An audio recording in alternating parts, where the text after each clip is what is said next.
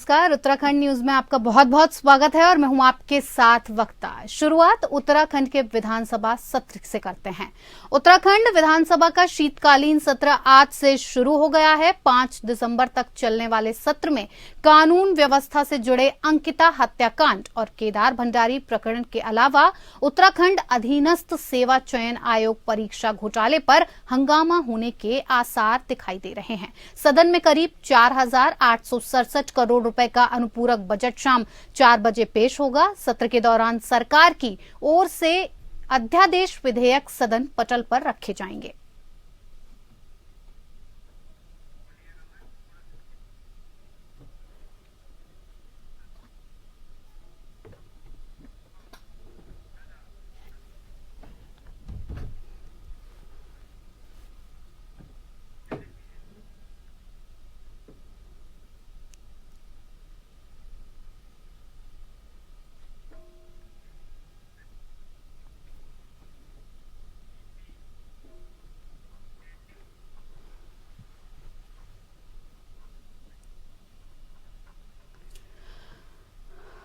उत्तराखंड विधानसभा का शीतकालीन सत्र आज से देखिए शुरू हो चुका है। 5 दिसंबर तक चलने वाले सत्र में कानून व्यवस्था से जुड़े अंकिता हत्याकांड और केदार भंडारी प्रकरण के अलावा उत्तराखंड अधीनस्थ सेवा चयन आयोग परीक्षा घोटाले पर हंगामा होने के आसार हैं। सदन में करीब 4,867 करोड़ रुपए का अनुपूरक बजट शाम 4 बजे पेश होगा। सत्र के दौरान सरकार की ओर से अध्यादेश विधेयक सदन पटल पर रखे जाएंगे।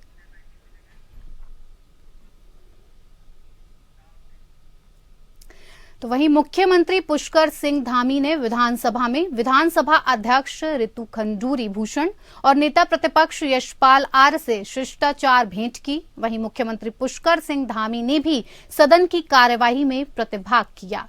वहीं पत्रकारों से बातचीत में मुख्यमंत्री पुष्कर सिंह धामी ने कहा कि विपक्ष सदन में जन सरोकारों से जुड़े हुए मुद्दे उठाएंगे। सरकार हर सवाल का जवाब देने के लिए तैयार है।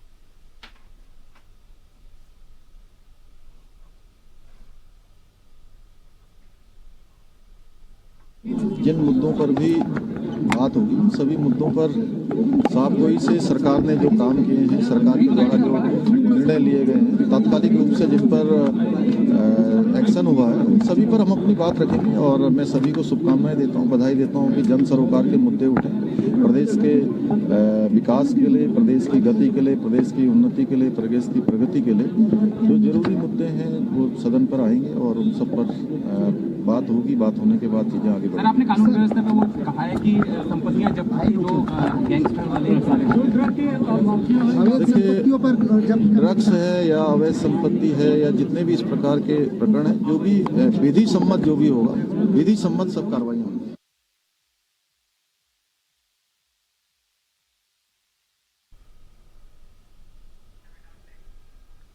तो चलिए सीधे आपको हरियाणा लिए चलते हैं, जहां से मनोहर लाल खट्टर जी वहां से हम कर रहे हैं लाइव। थानेश्वर भी यहीं पर थी, जिसे अब थानेश्वर कहा जाता है। कुरुक्षेत्र की इस महत्ता को जानते हुए भगवान श्री कृष्ण ने इसे महाभारत के युद्ध के लिए चुना था। उन्होंने मोहग्रस्त अर्जुन को कर्म योग का दिव्य संदेश ये दिया था, जो आज भी मानव मात्र के लिए प्रेरणा स्रोत है। मैं इस मोक्षदायिनी धरा पर आपका पुनः अभिनंदन करता हूं। आज आप प्रदेश की 3 नई परियोजनाओं की सौगात भी वो हमको देंगे। आप अपने करकमलों से मुख्यमंत्री स्वास्थ्य सर्वेक्षण योजना का शुभारंभ करेंगे। इस योजना का उद्देश्य गरीब और वंचित परिवारों को प्रारंभिक चरण में 25 से अधिक मानकों पर वार्षिक स्वास्थ्य जांच की सुविधा ये मुहैया करवाना इसका उद्देश्य है। आज ही आप सिरसा में 950 करोड़ रुपए की लागत से बनने वाले मेडिकल कॉलेज का शिलान्यास कर हर जिले में एक मेडिकल कॉलेज खोलने के हमारे संकल्प को और आगे बढ़ाएंगे। आज ही आप हरियाणा में संचालित सभी सार्वजनिक सड़क परिवहन सुविधाओं में ई टिकटिंग का भी शुभारंभ करेंगे। राज्य स्तर पर लागू की जाने वाली ये देश की पहली परियोजना है जो national common mobility card framework के तहत ओपन लूप कार्ड का इस्तेमाल करके ट्रांजिट टिकटिंग की केंद्र सरकार की योजना को आगे बढ़ाएंगी। इन परियोजनाओं के शुभारंभ के लिए मैं आपका हार्दिक आभार प्रकट करता हूं।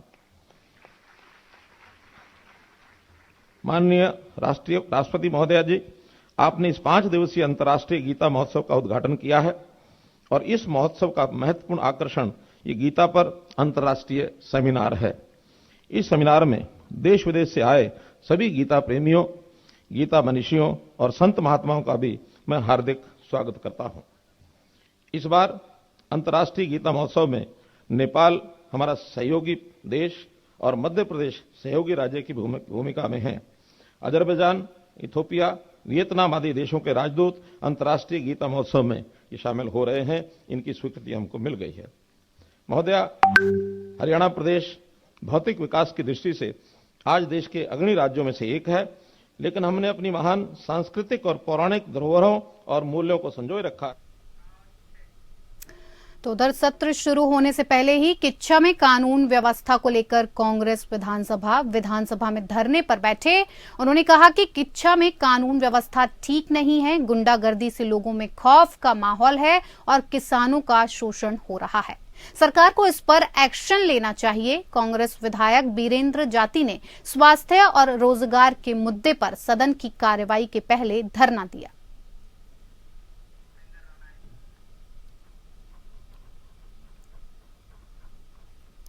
उपेंद्र राणा जी संवाददाता हमारे साथ जुड़ चुके हैं। उपेंद्र जी, क्या कुछ है पूरी जानकारी?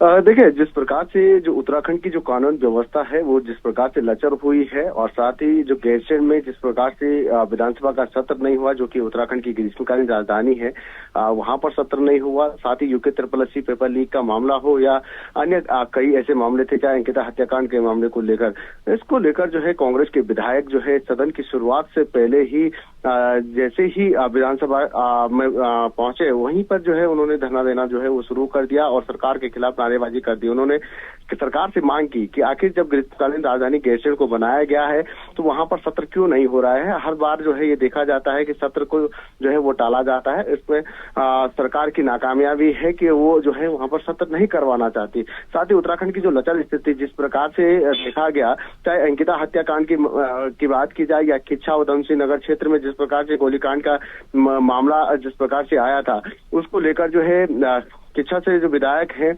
उन्होंने प्रदर्शन किया। उन्होंने भी सरकार पर जो है वो निशाना साधा। उन्होंने कहा कि आखिर इस तरीके की कानून व्यवस्था कैसे चल रही है, क्योंकि जो व्यवस्था है वो लगातार गुंडा राज जो है प्रदेश के अंदर विधानसभाओं के अंदर जो है देखने को मिल रही है, उस पर जो है कोई काम नहीं हो रहा है। तो इन तमाम सारे मुद्दों को लेकर जो है वो सरकार को घेरने की कोशिश जो है विधायकों के द्वारा जो है वो वहां पर की गई। जी, बहुत बहुत धन्यवाद उपेंद्र जी आपका। बढ़ते हैं अगली खबर की तरफ।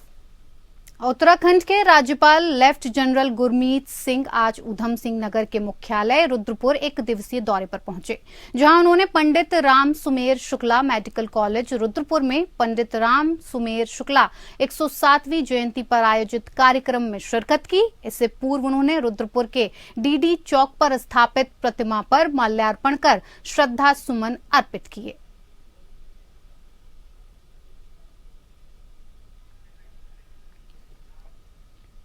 तो वहीं ऋषिकेश में भाजपा कार्यालय में आज राज्यसभा सांसद और ऋषिकेश जिला प्रभारी डॉक्टर कल्पना सैनी पहली बार जिला प्रवास कार्यक्रम के तहत कार्यकर्ताओं से मिली।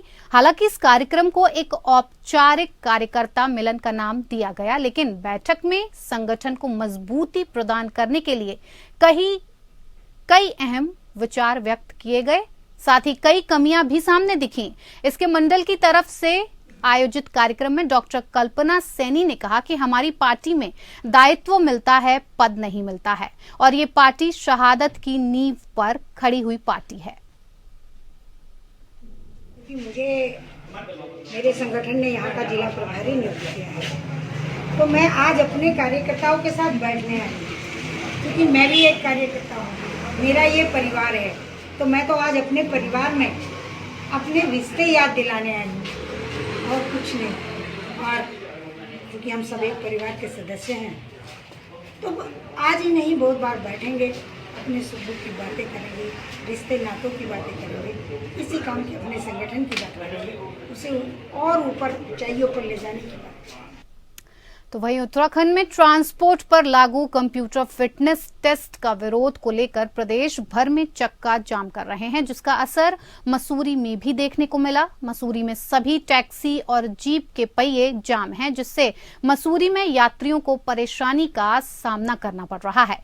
मसूरी में सभी टैक्सी और जीप एसोसिएशन के कार्यालय में ताले लगाकर सरकार के खिलाफ प्रदर्शन किया गया। उत्तराखंड टैक्सी मैक्सी महासंघ के प्रदेश अध्यक्ष सुंदर सिंह पवार ने कहा कि संघ लगातार प्रदेश में लागू कंप्यूटर फिटनेस टेस्ट का विरोध कर रहा है, जिसको लेकर उनके और अन्य संघ के पदाधिकारियों ने परिवहन मंत्री, सचिव और आयुक्त से मुलाकात कर कंप्यूटर फिटनेस टेस्ट न किए जाने का आग्रह किया है, परंतु सरकार इस ओर ध्यान नहीं दे रही है। उत्तराखंड टैक्सी मैक्सी महासंघ के प्रदेश अध्यक्ष सुंदर सिंह पवार ने कहा, उत्तराखंड के सभी यूनियन बस, city bus, truck, taxi, maxi, auto, Vikram के साथ मिलकर प्रदेश में चक्का जाम कर हड़ताल पर रहेंगे। हमारी सरकार से मांग है कि जो ऑटोमेटिक फिटनेस सेंटर खुला है, इसका विरोध कर रहे हैं हम लोग, और इसके चक्कर में आज हमने पूरा उत्तराखंड में टैक्सी मैक्सी सारी गाड़ियों का आज हमने चक्का जाम करवाया है। बस लोग बड़े पीड़ित हैं। लोग खुद मेरे को जो है पिथौरागढ़ से, अल्मोड़ा से, चक्रौता से, उत्तरकाशी से, पौड़ी, टिहरी, सब जगह से, सब यूनियनों के अध्यक्ष लोगों के फोन आए हैं। हरिद्वार से, रुड़की से, मंगलौर से, पूरा आज चक्का जाम है। और अभी 11 बजे हम देहरादून बन्नो स्कूल रेस कोर्स से विधानसभा कूच करेंगे, और हम अपना मांग पत्र अगर सरकार हमें बुलाएगी तो हम लोग देंगे। कल हमारे साथ चंदन रामदास जी ने हमें कल बुलाया था मीटिंग के लिए 2 बजे, मगर वो वार्ता भी विफल रही, वो हमें मंजूर नहीं थी, तो हमने उसमें अपना निर्णय।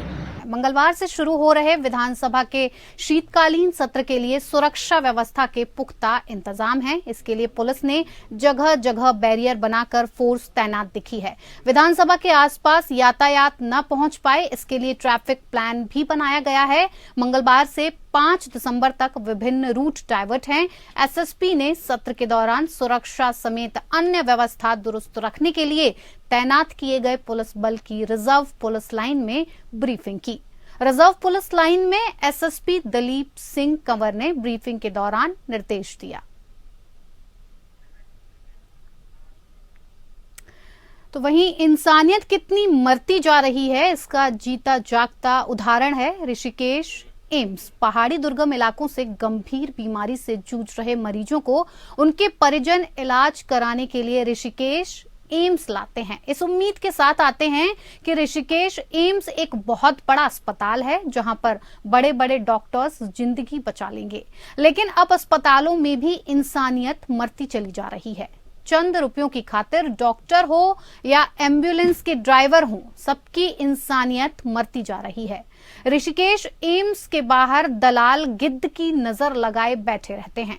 गंभीर रूप से बीमार रोगियों को लेकर एम्बुलेंस ऋषिकेश एम्स पहुंचती है तो पहले ही सेटिंग हो जाती है। अंदर डॉक्टर मना कर देते हैं कि बेड नहीं है, किसी और हॉस्पिटल ले जाओ। ऐसे में मरीजों के तीमारदारों की मजबूरी का फायदा उठाकर एम्बुलेंस के ड्राइवर सहानुभूति जताते हुए उनके इमोशन से खेलते हैं और उनको कहते हैं कि यहीं पास में बहुत अच्छे अस्पताल हैं, जहां आपके मरीजों के इलाज अच्छी तरीके से हो सकता है।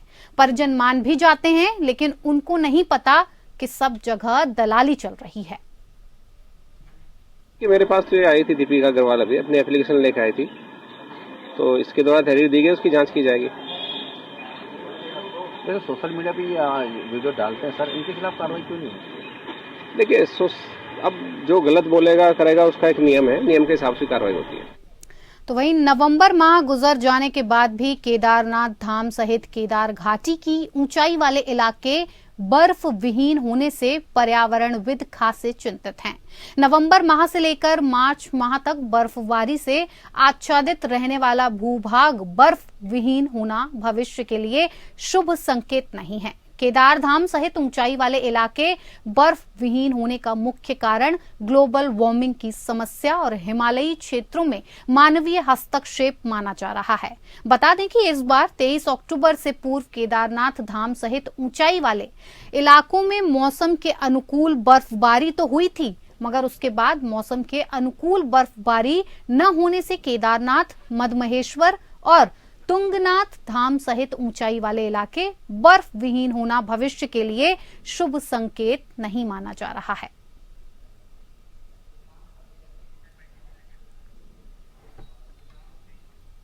वहीं कार्तिक स्वामी की तलहटी में और सूर गंगा नदी के किनारे बसे घिमतौली ग्वास में देव सेनापति भगवान कार्तिक स्वामी का जन्मोत्सव धूमधाम से मनाया गया। ग्रामीणों ने रात भर अखंड जागरण करके धार्मिक भजनों के माध्यम से भगवान कार्तिक स्वामी की महिमा का गुणगान किया। गांव में पहली बार आयोजित भगवान कार्तिक स्वामी के जन्मोत्सव में ग्रामीणों ने बढ़ चढ़कर भागीदारी भी की। महिलाओं की धार्मिक भजनों की प्रस्तुति पर भगवान कार्तिक स्वामी नर रूप में अवतरित हुए तथा ग्रामीणों को अपना आशीर्वाद दिया।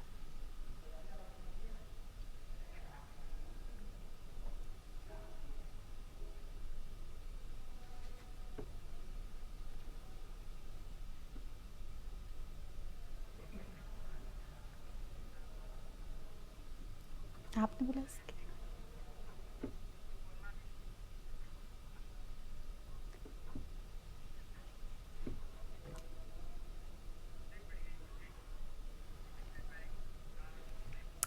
तो वहीं हरिद्वार नजीबाबाद रोड पर गेंडी खाता ग्राम नेशनल हाईवे पर हाथी के आने से मचा हड़कंप। कई घंटे तक हाथी हाईवे पर चहलकदमी करता रहा।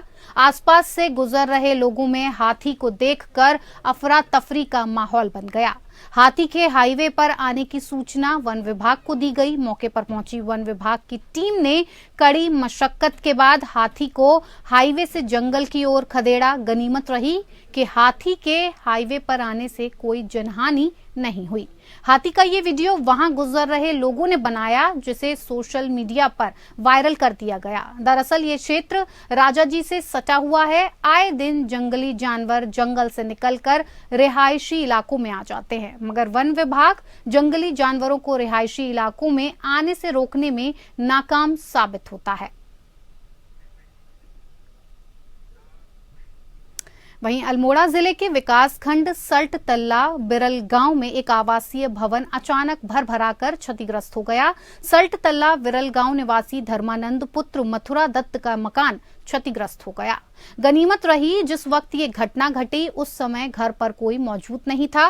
मवेशियों को ग्रामीणों की मदद से बाहर निकाला गया। ग्रामीणों का इस पर कहना है कि पीड़ित धर्मानंद मजदूरी करके अपने परिवार का भरण पोषण करता है।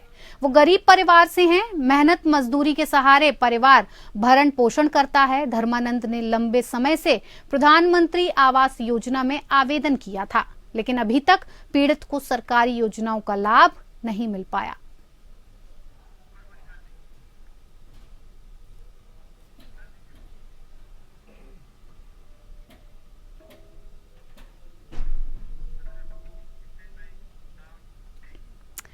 द्वाराहाट विकासखंड के भोरा गांव में दिन दहाड़े तेंदुआ 2 औरतों पर झपट्टा मारते हुए एक युवक को घायल करे। बता दें कि विकासखंड द्वाराहाट के कार्यालय से लगता हुआ गांव भौरा, जिस पर तेंदुआ खेत के पीछे अपने मवेशियों को चराने के लिए ले गई महिलाएं, और इसी बीच अचानक जंगल से मैदान की तरफ तेंदुआ दौड़ता हुआ आया, महिलाओं पर हमला कर दिया और कुछ ही दूरी पर एक युवक सुमित कुमार, जो कि प्रत्यक्षदर्शी था, और उसके बाद सुमित पर भी तेंदुओं ने झपट्टा मार दिया और घायल कर दिया।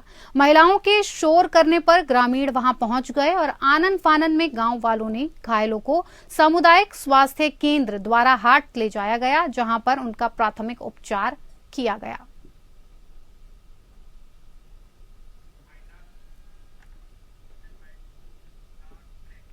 तो चलिए, उत्तराखंड के बुलेटिन में मेरे साथ फिलहाल इतना ही। मुझे दीजिए इजाजत। नमस्कार।